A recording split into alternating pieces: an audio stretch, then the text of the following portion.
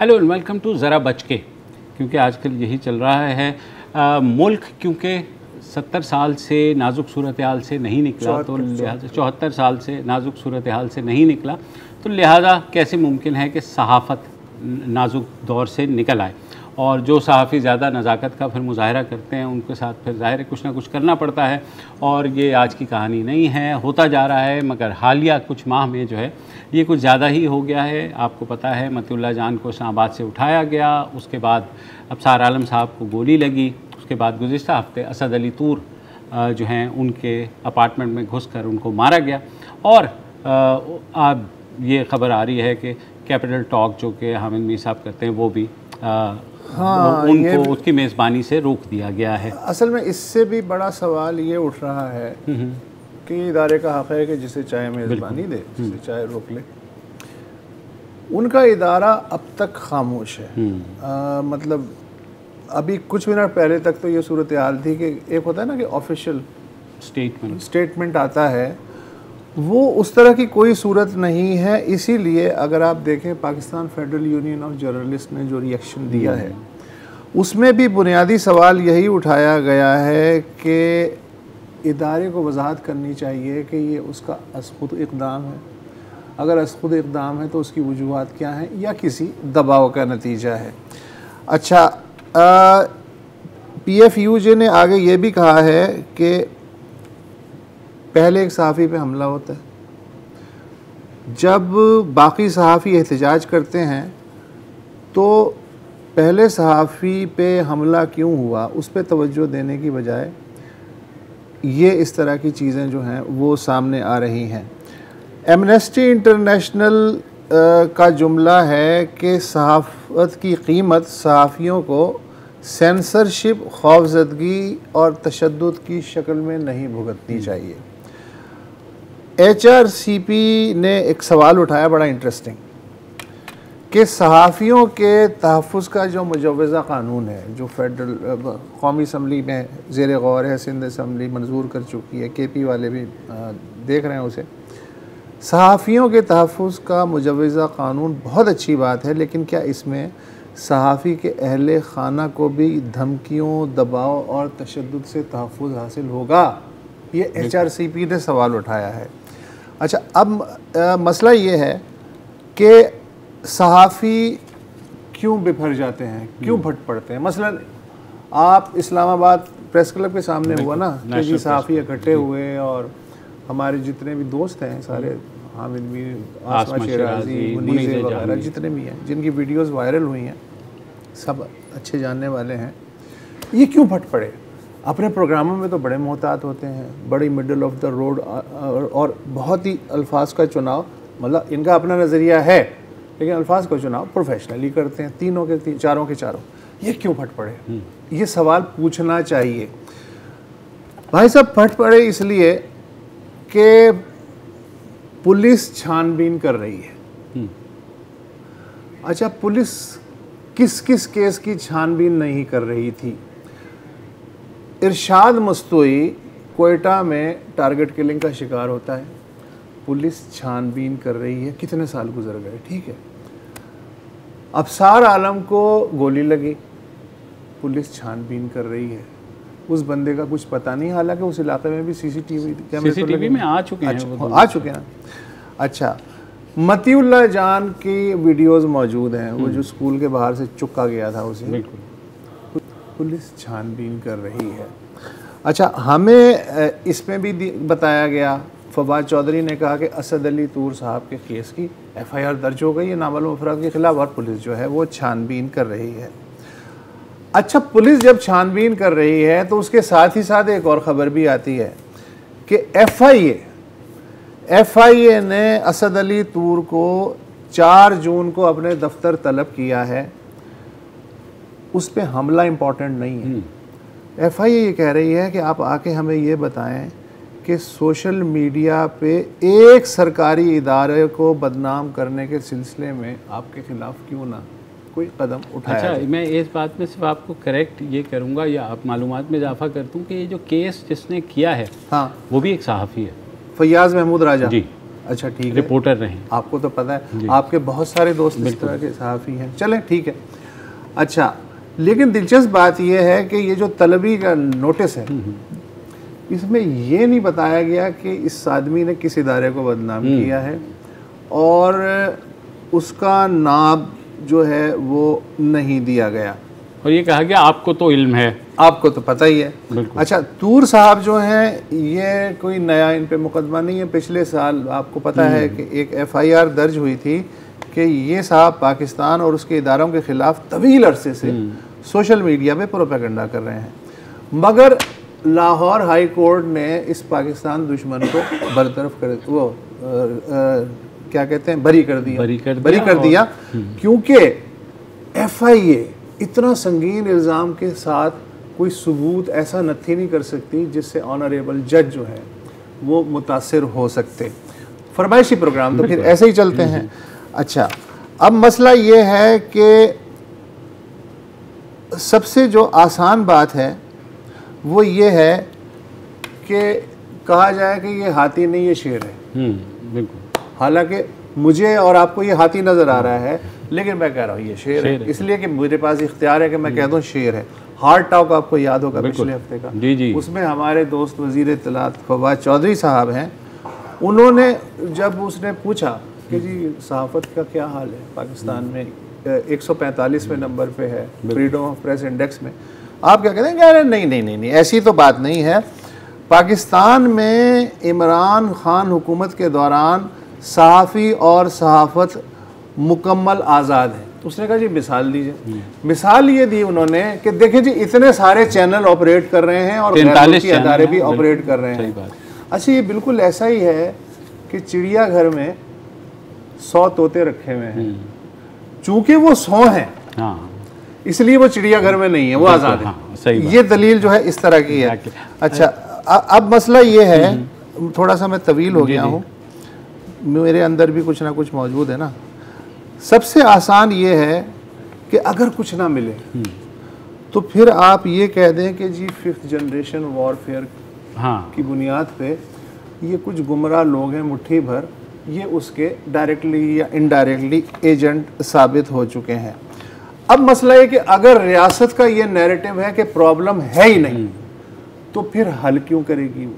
फिर वो इसी तरफ आएगी कि जी ये 5th जनरेशन वॉर है। और 5th जनरेशन वॉर जो है, वैसे आप देखें तो ये एक रशियन टर्मिनोलॉजी है। और मुझे सबसे ज़्यादा क्यूट जो है ना, वो इस वक्त अपोजिशन लग रही है। अपोजिशन वाले असद अली तुर के गए, बहुत अच्छी बात है। आज मियाँ नवाज शरीफ का जो है ट्वीट भी आया है कि जी फस्तायत के ख़िलाफ़ ये वो हमें खड़ा होना चाहिए। मियाँ साहबी के ज़माने में ये साइबर क्राइम एक्ट जी मंजूर हुआ है ना, क्या बात। हाँ, फिर नजम सेठी साहब के साथ जो कुछ हुआ वो भी हर अपोजिशन में आने वाला जो है ना, वो आज़ादी इज़हार राय पे बड़ा यकीन। एक केस आप थोड़ा सा शायद हमसे सरफे नज़र हो गया, बिलाल फारूकी जो कराची का केस था, जिनके साथ आपको पता है वो केस कैसे दर्ज होते, सिर्फ ये बता रहे हैं कि उनकी ट्वीट्स के ऊपर ये हुआ कि एक साहब जो कि लांडी से जूस पीने के लिए आए डिफेंस थाने के पास, अचानक उन्हें ख्याल आया थाना देख के बिलाल फारूकी, उन्होंने नोकिया पे अपने देखा, नोकिया 3310 के ऊपर देखा कि ये तो गुस्ताखी वाली बात हो गई है। हालांकि वो उसमें तो आपको पता है नेटवर्क नहीं होता, लेकिन बहरहाल हो गया। तो जब रियासत और हुकूमत इतनी सीरियस होगी तो फिर ये शिकवा नहीं करना चाहिए कि जी प्रेस क्लब के सामने फला साहब ही गुस्से में फट गया, ये हो गया रिएक्शन। यार आपने पूरा माहौल बना के दिया है ना, आज तक किसी को पकड़ा है। अच्छा, बिलाल फारूकी के साथ भी यही हुआ, वो इतने प्रेशर में आए कि उन्हें फालिज का अटैक हो गया। फालिज का अटैक हुआ, अब वो रिकवर कर रहे हैं। उनके साथ भी एग्जैक्टली यही हुआ है कि साइबर क्राइम विंग ने उन्हें अभी नोटिस भिजवा दिया। ठीक है, हमारे साथ कुछ लोग बहरहाल क्योंकि सहाफ़त में हम जब सहाफ़त एक्टिवली करते थे एज रिपोर्टर्स, तो हमें अपनी एडिटर्स की भी बैकिंग होती थी। एक चीज़ सहाफ़ती इदारों में एडिटर्स का जो दफ्तर है वो बिल्कुल ही या तो मालिकान ने अपने हाथ में ले लिया है, या फिर यह है कि खासी हद तक कमज़ोर हो गया, मालिकान किसी के हाथ में। बिल्कुल। तो हमारे साथ 2 सरकर्दा एडिटर्स मौजूद हैं। मोहम्मद ज़ियाउद्दीन साहब हमारे साथ सबसे पहले हैं, किसी तारुफ के मोहताज नहीं हैं, डॉन के एडिटर रहे हैं, द न्यूज़ के एडिटर रहे हैं, और ख़ासे सरकर्दा रहे हैं इस सारे जो सहाफ़ती जद्दोजहद में। ज़ियाउद्दीन साहब, आपको कुछ नया लग रहा है या आपको लगता है कि ये वही नाजुक सूरत हाल है जो हर दौर में होती है? नहीं, ये सरासर नया। अच्छा, मैंने कभी देखे ना, मैं तो सहाफत कर रहा हूँ तकरीबन 60 की दहाई से जी। 60 की दहाई में हमें वो कानून एक हुआ करता था, प्रेस एंड पब्लिकेशन ऑर्डिनेंस। बिल्कुल। तो हमें पता होता था कि हमारे पास हमारी लिमिट्स क्या है, हमारा स्कोप क्या है। तो हम उन लिमिट्स को टच करते थे और हमारी जो प्लेटफॉर्म जो थी, हमारे यूनियन जो थी, वो कोशिश ये करती थी कि हुकूमत के साथ कोई डायलॉग शुरू करे और अपनी जो स्पेस बढ़ाती चली जाए। यानी ये डायलॉग चलता रहा 60 की दहाई में, और कानून बहुत सख्त थे और हमें लिमिटेशंस का हमें पता था। तो उसी दायरे में हम अपना काम करते थे और अपना काम मुझे जो कुछ भी याद है वो यही है कि हम सेटिस्फैक्टरीली करते थे और अपनी आज़ादी के लिए जो स्ट्रगल है वो चलती रहती। लेकिन ये आज का ज़माना जो है वो तकरीबन टोटली जो है ना अननोन सी सिचुएशन है। सबसे पहली बात तो ये जो मुझे महसूस हुई है वो सेल्फ सेंसरशिप। ये सेल्फ सेंसरशिप कभी हमने नहीं की। हम तो लेते थे और हमारी जो फ्यूचर की यूनियन जो थी वो फिर नेगोशिएट करती थी हुकूमत के साथ। लेकिन आजकल का ज़माना जो है वो ऐसा तकरीबन जैसा कि आपने कहा कि एडिटर की जो स्टेज है वो ख़त्म हो चुकी है। ओनर्स जो है वो एडिटर बन चुके हैं। तो ओनर्स में ज़्यादातर लोग जो हैं वो बिजनेसमैन है। बिजनेसमैन का दिल बहुत छोटा होता है।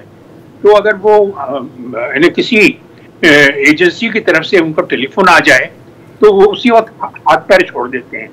तो फिर वो जो कुछ भी इस वक्त 80-90 जितने भी चैनल्स हैं वो उनको तकरीबन एजेंसियों ने अपने कंट्रोल में किया हुआ है। वो हेडलाइंस तक बदलती हैं। तो आर्टिकल जो दोबारा छपने आते हैं उसको भी एडिट करते हैं, उसको भी निकलवा देते हैं। यानी ये भी हुआ है कि जो एक जर्नलिस्ट जो है वो अपना ट्विटर पे कोई मैसेज भेजता है या फेसबुक पे जो मैसेज भेजता है उसकी भी वो एडिटिंग करवाते हैं। तो ये तो नहीं, कभी मैंने इस किस्म के हालात कभी नहीं देखे। तो ज़ियाउद्दीन साहब, आपको खुशी होती है कि आप ये इन हालात से पहले ही एडिटरशिप से सुबकदोश हो गए? कभी इस बात की खुशी होती है? जी, कभी इस बात की खुशी होती है कि ये जो आजकल के हालात हैं इनसे पहले ही आप सुबकदोश हो गए एडिटरशिप से? जी हाँ, ये तो आपकी मेरी खुशकिस्मती समझे क्या बदकिस्मती कि आजकल के हालात को मुझे फेस करना नहीं पड़ रहा है। लेकिन जिस स्टेज पे मैंने छोड़ा था वो स्टेज ही यही थी कि मुझे पता चल गया था कि मैंने एक ऐसा वाकया हुआ था जिस अखबार में मैं काम करता था, उस अखबार के ओनर ने आके फ्रंट पेज चेंज कर दिया था। तो मुझे दूसरे दिन पता चला था। तो मैंने उसी दिन मैंने फैसला कर लिया कि अब इसके आगे मैं काम नहीं कर सकता, इसलिए मैंने रिजाइन कर दिया था। तो ये तो है मसला है, लेकिन मैंने तो अपना वक्त गुजार लिया है। जो यंग लड़के हैं और ख़ासकर जो मेरे जिस प्रोफेशन में आते हैं, इस प्रोफेशन में कौन आता है, ये प्रोफेशन है क्या? यानी पब्लिक सर्विस इंडस्ट्री है ये। और ये इंडस्ट्री जो है वो टेक्सटाइल इंडस्ट्री तो नहीं है ये। अच्छा, इसमें तो इंटीग्रिटी और अपनी क्रेडिबिलिटी को मेंटेन करना पड़ता है। सच्चाई की तरफ हमें ज़्यादातर सच्चाई की तरफ हमें गौर करना पड़ता है, उसकी तरफ उसको प्रमोट करना पड़ता है। उसके लिए जो है हमारे बहुत से ऐसी सिचुएशंस होती हैं जिसमें हमें इन बिटवीन द लाइंस बहुत सी बातें करनी पड़ती हैं। बहुत सी हमें भी पता है कि इस मुल्क के हालात क्या हैं और इस मुल्क के हालात के तकाज़े क्या हैं, इस मुल्क का कल्चर क्या है, इस मुल्क के जो लिमिटेशंस, जो पॉलिटिकल, इकोनॉमिक, सोशल लिमिटेशंस क्या हैं। लेकिन ये भी, इनकी भी डायनामिज्म एक है। ये भी बदल, मिसाल के तौर पे एक ज़माने में हम अपने मुल्क के खबरें जो है वो BBC से सुनते थे, लेकिन वो गुजर गया।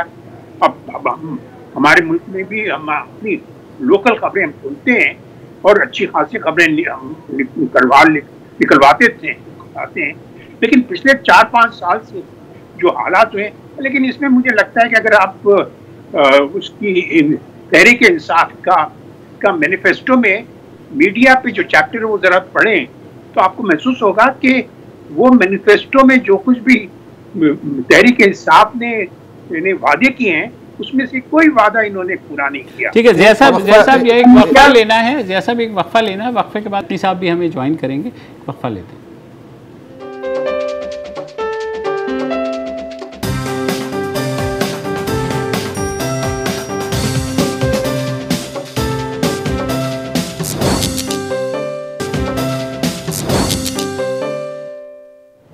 Welcome back. और हम बात करें पाकिस्तान में सहाफ़त की सूरत हाल जो यकीनन नाजुक है। ब्रेक से पहले आपने सीनियर एडिटर ज़ियाउद्दीन साहब का पर्सपेक्टिव सुना। अब हमें ज्वाइन कर रहे हैं हुसैन नकी साहब जो ज़ियाउद्दीन साहब से भी सीनियर हैं और उन्होंने भी बहुत जबर सहा है। हुसैन नकी साहब, ज़ियाउद्दीन साहब से हमने पूछा था कि आज का दौर आपको कितना फ़र्क लगता है। यही सवाल आपसे भी करेंगे कि आपको लगता है कि अब जबर बहुत ज़्यादा हो गया है या ये कंटिन्यूएशन है जो शायद 50-60 की दहाई से चली आ रही है? बिल्कुल, ये आखिरी हिस्सा आपकी बात का ज़्यादा सही है क्योंकि ये शुरू ही से है। अगर आप देखें तो पाकिस्तान में इसकी तारीख तकरीबन पाकिस्तान के क़याम से ही शुरू हो जाती है। अभी कायदे आज़म जिंदा थे कि अखबार बंद हुए जी। और मतलब उसी ज़माने में उसके बाद फिर मुझे याद है कि कराची टाइम्स गालिबन निकालते थे सुलेरी साहब, जिनसे मैंने पूछा कि सर आपका तो अखबार सबसे इब्तिदा में जो बंद हुए उनमें से था, तो ये अब आपको क्या हो गया है? तो उन्होंने कहा कि देखो मियाँ, हमें तो उसी वक्त सबक मिल गया कि किस तरीके से यहाँ रहना है और सहाफ़त क्या होगी। बहरहाल, लेकिन अगर आप वैसे देखें अभी ताज़ा तरीन ये जो सूरत हाल है ये उससे यकीनी तौर पे ख़राब है, इस वास्ते कि अब काफ़ी यानी फैलाव इसका बढ़ गया है, ख़ास तौर से चैनल्स वगैरह आने के बाद। लेकिन अभी भी मैं समझता हूँ कि शुरू से हमारे यहाँ दो किस्म के सहाफ़ी रहे हैं। एक वो कि जो रेजिस्टेंस करते हैं और जो इक़दार हैं सहाफ़त की, और जो सहाफ़त का मकसद है कि शहरियों तक आप ख़बर पहुँचाएँ, जो हक़ाइक़ हैं उन तक यानी उनसे आगाह करें लोगों को, और उनके इस तरीके से एक तरीके से तालीम भी होती है और तरबियत भी होती है। दूसरे ये कि ये डेमोक्रेटिक प्रोसेस के लिए बहुत ज़रूरी है। आप अगर मैं बहुत पीछे ना भी जाऊं तो जब पाकिस्तान को तोड़ा गया उस वक्त अगर आप में से बाहर ज़िया तो थे, आप लोग शायद और भी कम उम्र होंगे, तो उस वक्त ज़िया को तो याद ही होगा कि सन 70 में जब यानी पाकिस्तान टूट रहा था तो 16 दिसंबर तक लोगों को यही बताया जा रहा था कि हालात बिल्कुल ही काबू में हैं और फतूहात हो रही हैं। तो एक दिलचस्प वाक़या जो बहुत यानी अफसोसनाक भी है, हमारे दो मारूफ सहाफ़ी अहमद बशीर साहब और शफ़क़त तनवीर मिर्ज़ा, ये दोनों मसावात में उस वक्त काम करते थे। तो शफ़क़त ने कहा कि हालत बहुत ख़राब है। वो ज़ाहिर है मुख्तलिफ रेडियोज़ वगैरह हम लोग भी सुनते थे, BBC वगैरह ख़ास तौर से, और दूसरी भी चैनल्स जो बाहर की थी। हमारे यहाँ तो सिर्फ एक PTV था और बाकी सरकारी जी थे और अखबारात भी। तो उन्होंने कहा कि हालत बहुत ख़राब है। तो अहमद बशीर साहब ने कहा कि नहीं, क्योंकि उनके छोटे बहनोई ब्रिगेडियर साहब थे, तो जो हॉकी के भी हेड रहे एक ज़माने में और प्लेयर भी थे, तो उन्होंने कि वो वहाँ हिल्ली पे लड़ रहा है, तो उन्होंने कहा कि बस थोड़ा ही वक्त रह गया है। तो पेपर वेट उठा के अहमद बशीर ने मारा, बच गए शफकत तनवीर मिर्जा, वरना लहू लहान हो जाते। ये सूरत हाल थी। 16 दिसंबर को खुद मैं अपने एक हमजुल्फ के पास ठहरा हुआ था, क्योंकि हमारे घर के ऊपर बिल्कुल ही समझिए उधर से जहाज जाते थे, हम मोनी रोड पे रहते थे लाहौर में, तो वहाँ पर तो हमारे बिल्कुल घर के ऊपर पैलेट्स गिरी, तो हम उनके पास चले गए थे। उनसे जब मैंने कहा कि ये हालत ऐसी बिगड़ रही है, तो उन्होंने वो सब जो इल्ज़ाम तराशियाँ होती हैं वो सब की, और उसके बाद जब शाम को उनके ऊपर भी हकीकत खुली, वो जज रह चुके थे और बड़े वकीलों में शामिल थे यहाँ के, तो वो फिर दहाड़े मार मार के मुझसे चिमट के रो रहे थे।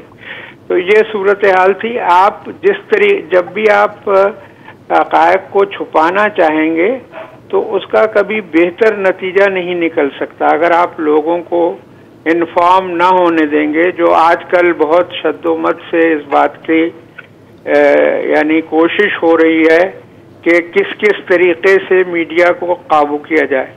आप लोगों के इल्म में है, यहाँ आप सभी सहाफ़ी हैं और आप के तकरीबन 1 दर्जन कवानीन ऑलरेडी मौजूद हैं जी।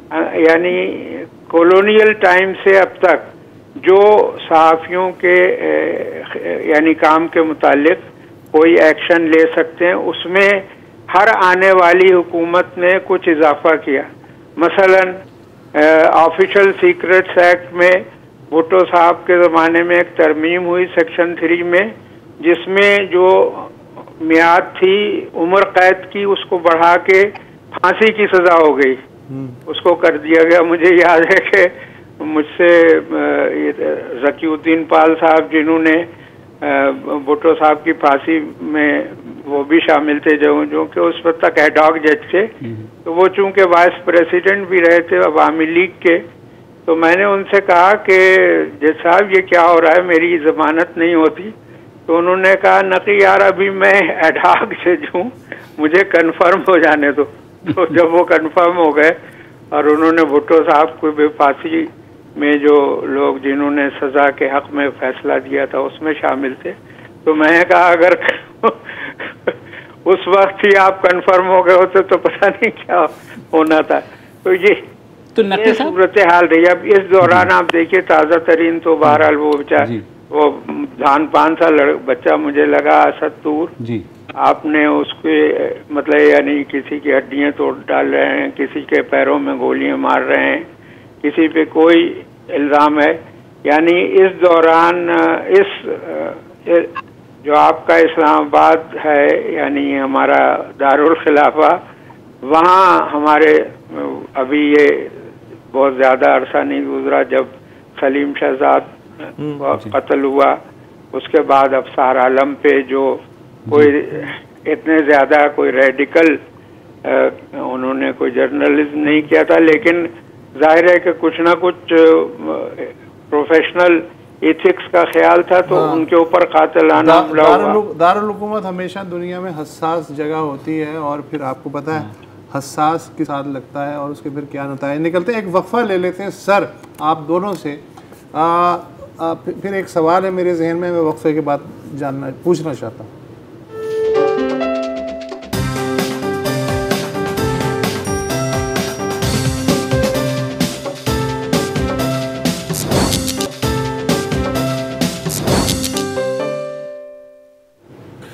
Welcome back.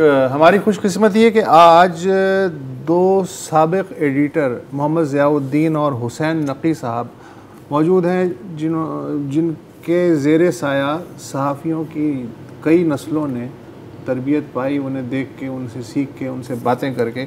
Thank you so much हमारे साथ रहने के लिए। मैं ज़िया साहब आपसे एक जानना चाह रहा था, अभी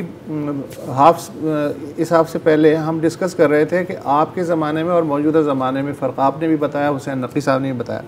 अच्छा, मेरी एक ऑब्ज़र्वेशन है, वो ये है कि पहले जो इवन आमिर भी थे, फ़ौजी आमिर थे या सिविलियन आमिर थे, अयूब ख़ान से लेके और ज़ियाउल हक़ तक, होता ये था कि हमें पता होता था कि इसको किस अदालत ने कोड़ों की सज़ा दी है, ये सज़ा पाके किस जेल में गया है, इसके ख़िलाफ़ जो फ़र्द जुर्म आयद की गई है उसकी तफसील क्या है, और इस जेल से उस जेल में वो ट्रांसफ़र हो गया है, वो रिहा हुआ है कि नहीं हुआ है, और ये जो अखबार है इसका डिक्लेरेशन क्यों कैंसिल हुआ, किसने कैंसिल किया, ये सारी वजूहात हमें मालूम होती थी इनके ज़माने तक। सीना ठोक के आते थे कि हाँ हमने उठाया है, हाँ हमने गिरफ़्तार किया है, हाँ हमने डिक्लेरेशन कैंसिल किया है, उसमें कोई वो अड़चन नहीं थी उन्हें। आज सूरत हाल ये है कि साफ छुपते भी नहीं, सामने आते भी नहीं वाला कल्चर है। वो जो घरों में घुस रहा है, वो जो पिटाई कर रहा है, वो जिसने एक चैनल बंद करवा दिया, वो जिसने चैनल की आवाज़ गायब करवा दी, उसका कोई पता नहीं है। आप टामक टुइयाँ मारते रहे कि फ़लाने ने किया, फ़लाने ने किया है, और उसके जो तोते हैं वो वजाहतें पेश कर रहे हैं कि जी ये जो फ़लाने पे इल्ज़ाम लगाने वाले हैं ये मुल्क दुश्मन है, गद्दार हैं, फिफ्थ कॉलमिस्ट हैं, बला बला बला बला। लेकिन जो असल खिलाड़ी है उसमें इतनी हिम्मत नहीं है कि वो खुल के कहे कि हाँ यार इसको मैंने इसलिए गायब किया है, इस चैनल की आवाज़ इसलिए बंद की है, रीज़न दे दे। तो ये जो सूरत हाल है, it's a war of shadows, जो जिसका आपकी नस्ल को शायद साबका नहीं पड़ा था। तो ये बहुत बड़ा चैलेंज है हमारी नस्ल के लिए। आप क्या कहते हैं? नहीं, आपकी बात सही है। आपको याद होगा कि डॉन लीक्स के बाद डॉन बार की डिस्ट्रीब्यूशन बहुत से इलाकों में बंद कर दी गई, और हमें किसी को पता ही नहीं था कि कौन किसने बंद किया है। मैंने जाहिर है कि पीटीआई की जो हुकूमत है उसमें तो कोई हिम्मत इतनी तो नहीं हो सकती कि वो किसी हॉकर को जाके कहें कि आप डॉन अखबार डिस्ट्रीब्यूट ना करें। लेकिन वो जाहिर है कि कोई और कहता था, और जो कहता था वो सामने नहीं आता था।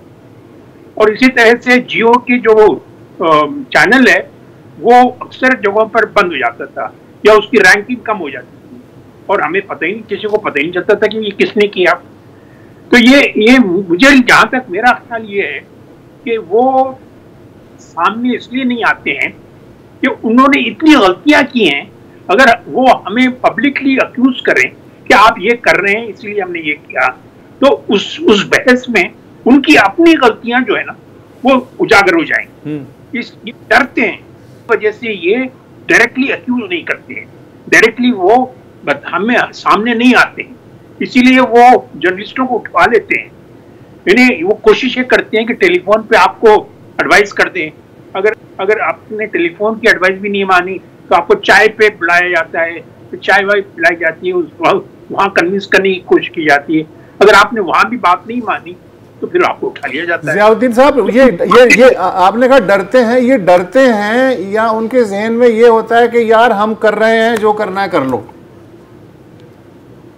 हाँ, ये बात तो आप कह सकते हैं कि जो करना है कर लो, क्योंकि आप मिसिंग पर्सन्स को ही ले लें। आप यानी आपको सारी दुनिया कह रही है, आपको मुल्क का हर बच्चा कह रहा है, आप खुद भी कह रहे हैं, लेकिन आप उसको रोकते ही नहीं है। यानी आप देखें, बहुत से ऐसे सब्जेक्ट्स हैं वो आप उसके करीब नहीं जा सकते। पश्तीन मूवमेंट को आप रिपोर्ट नहीं कर सकते, मिसिंग पर्सन्स को आप रिपोर्ट नहीं कर सकते, काउंटर इंसर्जेंसी को आप रिपोर्ट नहीं कर सकते। वो इसलिए कि उनकी गलतियां सामने आ जाती हैं, उनके ब्लंडर सामने आ जाते हैं। तो ये ऐसा, यानी मुझे तो लगता है कि ये बहुत ही खतरनाक, यानी डेमोक्रेसी के लिए तो ये समय कातिल है। बिल्कुल। और जो इस वक्त हमारी जमहूरियत की है वो इसी वजह से हुई है। और हमारी सियासी पार्टीज जो हैं वो भी हिम्मत करती नहीं है, कुछ सामने नहीं आती है। अब इनको ही देख लीजिए, पीटीआई को, इनकी मैनिफेस्टो जबरदस्त है, इनकी स्ट्रगल भी आप देखें, 22 साल इमरान ने स्ट्रगल की है। लेकिन जब जैसी हुकूमत में आए, वो अगस्त में ये हुकूमत में आए, इस फैंटास्टिक मैनिफेस्टो मीडिया, और अक्टूबर में उन्होंने ऐसा कानून बनाने की कोशिश की जो रेगुलेशन के बजाय वो कंट्रोल रखते हैं। तो ये क्या जरूरत थी इनको करने की? ये तो ज़ियाउद्दीन साहब इसमें भी होता है कि जी शादी से पहले आदमी जो है खातून के नखरे उठा रहा है, खातून उस पर ध्यान दे रही है, जैसे ही शादी होती है वो दोनों मियाँ बीवी में तब्दील हो जाते हैं और उनका एटीट्यूड चेंज हो जाता है। तो मुझे लगता है कि कुर्सी पे बैठने से पहले सब गुडी गुडी होता है, कुर्सी में कोई मसला है। तो नकी साहब आप बताइए कुर्सी में क्या मसला है? कुर्सी में मसला यही है कि कुर्सी उल्टी हो गई है। जी अब कुर्सी को स्टूल बना दिया गया है और स्टूल पे खड़े होके वाज फरमाया जाता है। अब दिलचस्प बात अभी जो जैसे ज़िया साहब ने कहा, तो बहुत अच्छा मैनिफेस्टो, बहुत अच्छा, और हर रोज हमें घर में ताने भी पड़ते हैं कि हमने इनको वोट दिया कि कुछ तब्दीली आएगी, और ये भी मतलब सुनते रहे कि भाई रियासत मदीना, अभी कहीं पे हम बात कर रहे थे जैसे, तो वहाँ पर ये बात थी कि भाई खबर के का जहाँ तक ताल्लुक था उसके मुतालिक ये था कि खबर को उसकी जैसी है और जो है उसको पहुँचाओ। और अरब ट्रेडिशन में भी ये था कि हक़ाइक़ को इस तरीके से नहीं छुपाया जाएगा, लेकिन वो रियासत मदीना जो है वो ये सब कार्रवाइयाँ जो शुरू कर रही है, तो मैं कहता हूँ कि कम से कम उसको ही माफ़ रखें। तो अब ये जहाँ तक ताल्लुक़ है, इस वक्त मैं समझता हूँ कि हमारे ज़माने में मसलन जो भी हमारे सहाफ़ी शहीद हुए, जैसे मशरिक़ी पाकिस्तान के उसमें, तो वो सियासी तहरीक चल रही थी और उसमें उन्होंने अखबारों के दफ्तरों को बम्बार्ड किया। तो जैसे शहीदुल्लाह कैसर साहब या आज़ाद साहब, ये ज़िया साहब जानते हैं इन लोगों को, तो ये वो बेचारे शहीद हुए, और भी लोग, या हमारे दूसरी तरफ हमारे लीडर्स थे जो जैसे केजी भाई थे, या ये लोग, इन्होंने बरना साहब को भी उस वक्त जिस वक्त इतना ज़्यादा नेशनलिज्म चल रहा था मशरक़ी पाकिस्तान में, उनको मशरक़ी पाकिस्तान से PFUJ में इलेक्ट किया गया था।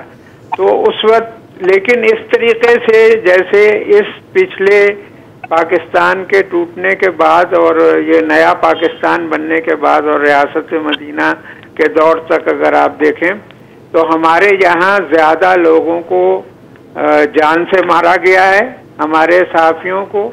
अभी इसमें इन नामों में वो नाम नहीं आते जो सिंध में लोग मारे गए, जो बलूचिस्तान में शहीद हुए, तो हमारे ज़्यादा सहाफ़ियों को यानी कत्ल किया गया, उनको शहीद किया गया। उसके अलावा अगवा किया गया, इसका जैसे अभी जिक्र किया गया। अपार्ट फ्रॉम वो लोग जो सियासी तौर पे यानी डिसअपियर हैं, इनफोर्स डिसअपियरेंसेस जो हुई, जो जबरी उनको उठा लिया गया और उसके बाद उनकी लाशें आई, और बाज़ मैंने चूंकि वो सारा इलाका बलूचिस्तान वगैरह का ह्यूमन राइट्स कमीशन की तरफ से देखा, तो वहाँ पर यानी जो जिन लोगों को शहीद किया गया उनके साथ इतनी उनकी लाश की बेहुरमती की गई जो बहुत ही यानी कुरून वस्ता के ज़माने के तरीक़ा होता। नक़ी साहब, माज़रत आपको क़ता कलामी की, आप और ज़िया साहब से हम यहाँ पे एक वक्फ़ा लेंगे और वक्फ़े के बाद आएंगे तो पूछेंगे कि क्या किया जाए, किस तरह से सर्वाइवल कैसे मुमकिन, इस सूरत हाल से निकला भी जा सकता है या नहीं।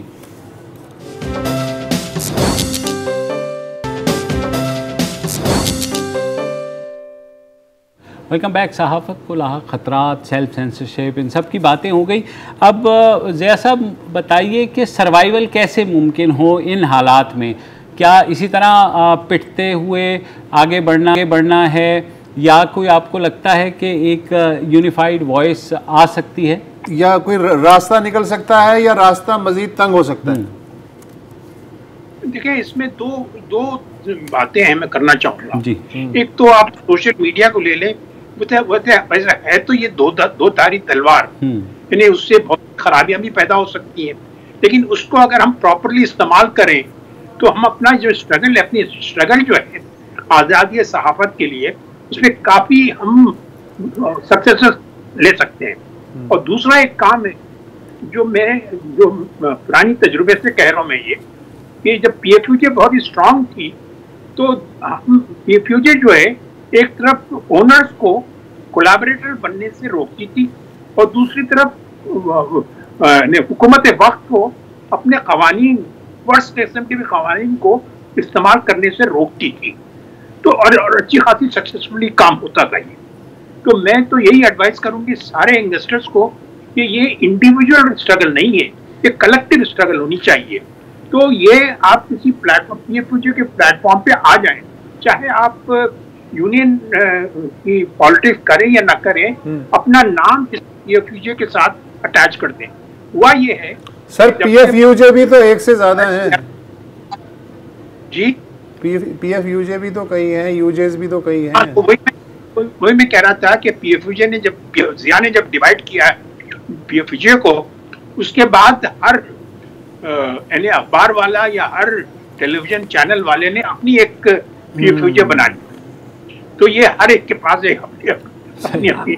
अच्छा नकी साहब, जब आपने सहाफ़त की या हम लोगों ने शुरू की तो सहाफ़ी एक बिल्कुल मफलूकुल हाल गरीब सा मेहनत करने वाला होता था। आजकल के सहाफ़ी खासे खुशहाल हैं, माशाल्लाह तमाम चीज़ें उनके साथ मौजूद हैं। वो जज्बा जो है, क्या आपको लगता है वो उसमें खो गया है कि वो आसाइशों के इतने आदी हो गए हैं कि उन्होंने बुनियादी सवाल उठाने के बजाय उन्होंने सोचा है कि हम सेल्फ सेंसरशिप की तरफ चले जाएँ ताकि सर्वाइवल मुमकिन हो? नहीं, देखिए, उन्होंने आसाइशों के लिए ही और ग्लोरीफाइड स्टेटस के लिए ही ये किया है।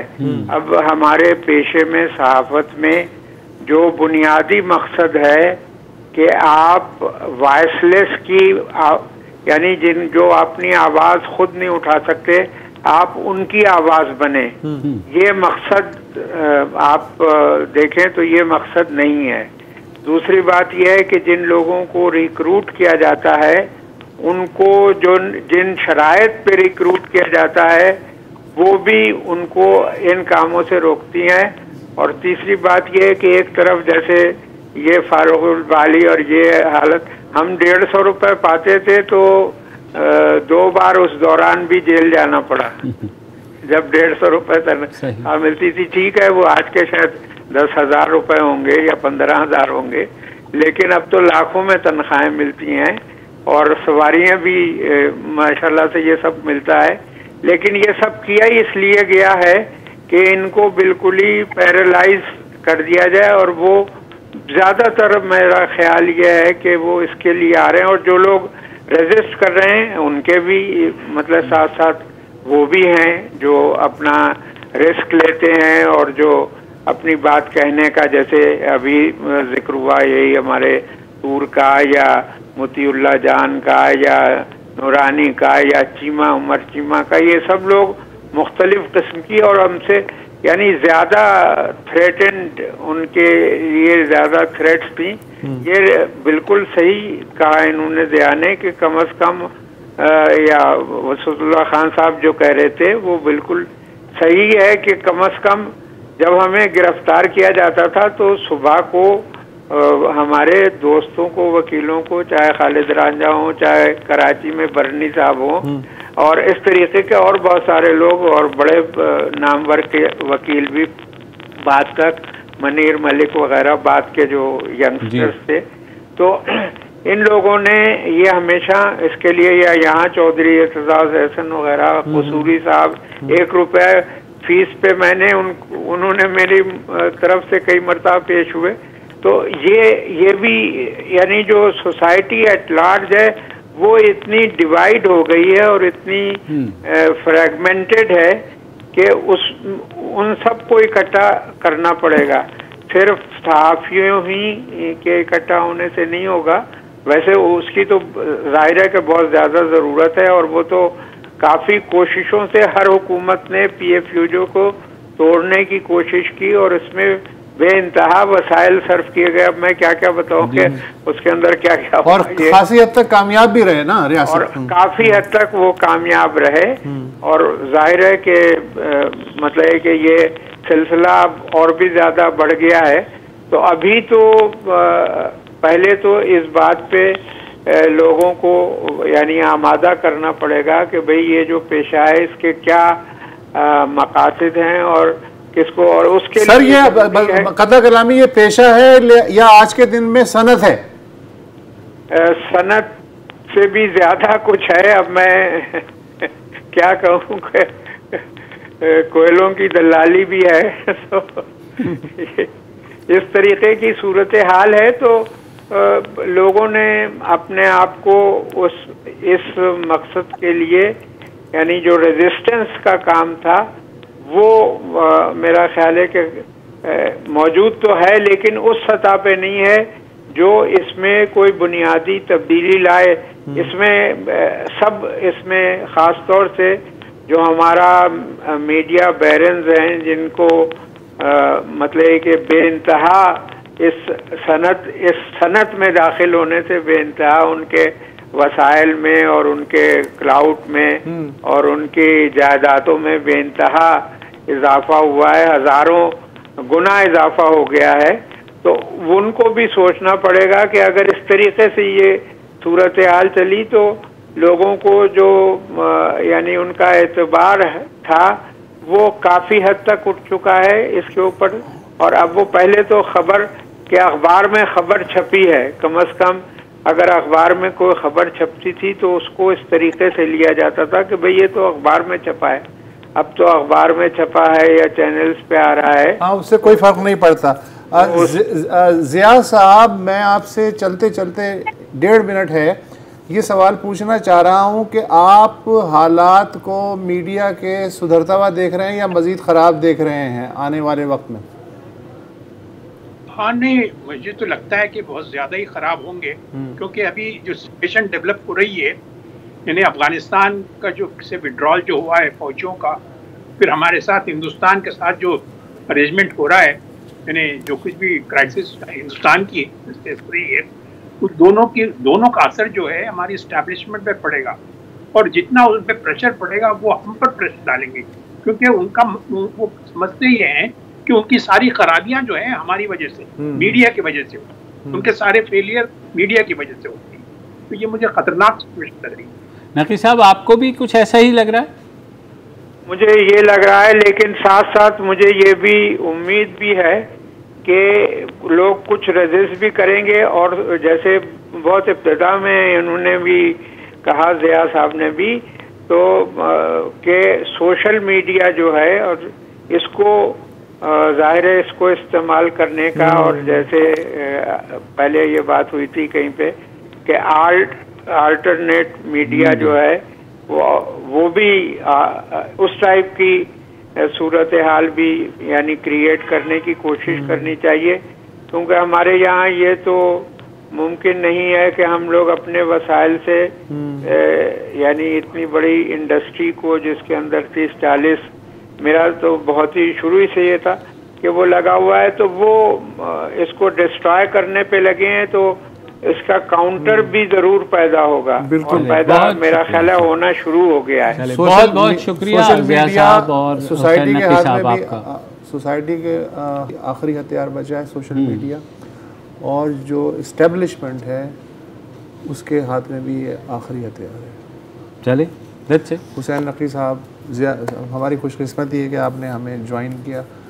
आप लोगों से हमने जो हैं आप ही से सीखा है। Thank you so much. इजाज़त दीजिए, खुदा हाफिज़।